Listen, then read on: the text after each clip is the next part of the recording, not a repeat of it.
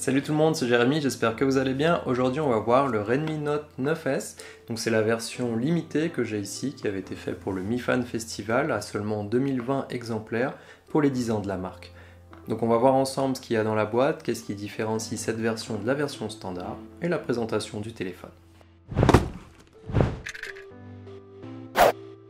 Donc Xiaomi m'a envoyé cette version limitée pour la vidéo Tale of Two Cities que je vous remets là-haut, où il y avait pas mal de produits Xiaomi à l'intérieur. C'est pas une version que je vais pouvoir conserver, parce qu'elle va être offerte à un Mi Fan sur le forum Xiaomi Global, et il va partir pour les Philippines dans quelques jours. Alors si comme moi vous aimez beaucoup les produits Xiaomi, n'hésitez pas à vous abonner à la chaîne, il va y avoir pas mal d'autres tests Xiaomi et d'autres produits en avant-première. Dans la boîte on a le chargeur 20 watts, une housse de protection en plastique souple, le Redmi Note 9S Limited Edition à 6Go et 128Go de stockage. Alors qu'est-ce que cette version limitée a de spécial? Eh bien juste ce logo. Alors il est sympa, ça représente donc le Mi Fan Festival de 2020. Personnellement j'aurais bien aimé peut-être avoir une boîte un petit peu spéciale ou peut-être, je ne sais pas, une protection avec un logo, quelque chose qu'on peut vraiment profiter même après, parce que là si on met une housse on ne le voit plus, ou pourquoi pas aussi une surcouche ou quelque chose un peu spécial pour marquer les 10 ans de la marque, mais bon, on va se contenter du logo. Alors pour l'écran on a donc un écran de 6 pouces 67 avec un ratio corps écran de 91%, très agréable à utiliser, une résolution de 2400 sur 1080 pixels et il est HDR10. Le capteur selfie est lui dans un trou centré pour ne pas gêner lors de l'utilisation. A noter que le téléphone est livré avec une protection d'écran déjà installée et que cela ne risque pas de poser de soucis pour la lecture d'empreintes car le capteur est intégré au bouton sur le côté et non pas sous l'écran. Ce qui est bien pratique car en le prenant en main, le pouce vient naturellement à cet endroit. Avec cette taille, pas de soucis pour la lecture de vidéo ou encore le jeu. Et voici un exemple de vidéo avec les haut-parleurs du téléphone. Sur le plastique de protection, le Snapdragon 865, le 108 mégapixels, la vidéo 8K, l'écran de 6 pouces 67 à 90 Hz et la batterie de 4780 mAh. En parlant de jeu, il est équipé du processeur Snapdragon 720G et de 6Go de RAM pour cette version.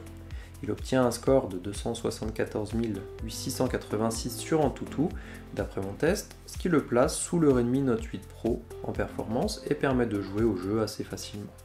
Même en mettant les settings au max sur Call of Duty Mobile ou PUBG, j'ai pas eu de ralentissement et le téléphone ne chauffe pas. La batterie de 5020 mAh permet de tenir environ 2 jours et sa charge rapide de 18 watts permet de recharger en environ 2 heures. J'en profite pour vous montrer la petite lettre de notification pour ceux qui apprécient. Pour la partie photo-vidéo, on a un capteur principal de 48 mégapixels.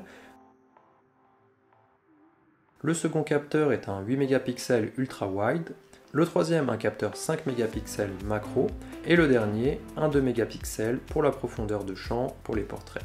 La caméra selfie sur l'écran est de 16 mégapixels et peut même enregistrer jusqu'à 120 fps pour des vidéos en slow motion. Le téléphone peut enregistrer jusqu'en 4K 30 fps et voici un exemple tourné dans mon jardin.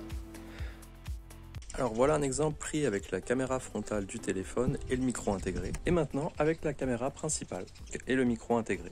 Et ici toujours avec la caméra principale, mais cette fois avec un micro externe. Alors j'ai aussi profité d'une balade autour de chez moi pour l'utiliser avec le Crane M2, donc pour vous faire une petite vidéo en 4K, donc rien de spécial, mais je vous mettrai le lien dès que je l'aurai sorti dans quelques jours. En bonus, le téléphone est dual SIM, il supporte les micro SD, il a une prise jack 3.5 et un port infrarouge. Alors pour résumer, on a un super téléphone qui coûte dans les 200 €, même moins si vous l'achetez directement en Chine. Avant de commencer ma chaîne et de recevoir pas mal de téléphones, je prenais toujours des téléphones de la série Redmi Note, donc j'aurais sûrement acheté celui-là parce qu'il répond à la plupart des besoins que tout le monde a, c'est-à-dire d'avoir un bon écran, une bonne autonomie. Il fait de belles photos aussi quand les conditions de luminosité sont là, il fait du 4K 30 fps pour la vidéo, et en plus on peut même jouer au jeu avec le Snapdragon 720G. Donc c'est vraiment un bon téléphone complet.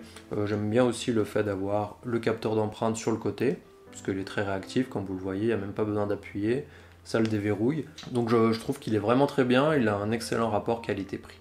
N'hésitez pas à me dire ce que vous en pensez, si vous pensez acheter la version standard ou attendre un nouveau modèle peut-être, et puis on se voit dans la prochaine vidéo.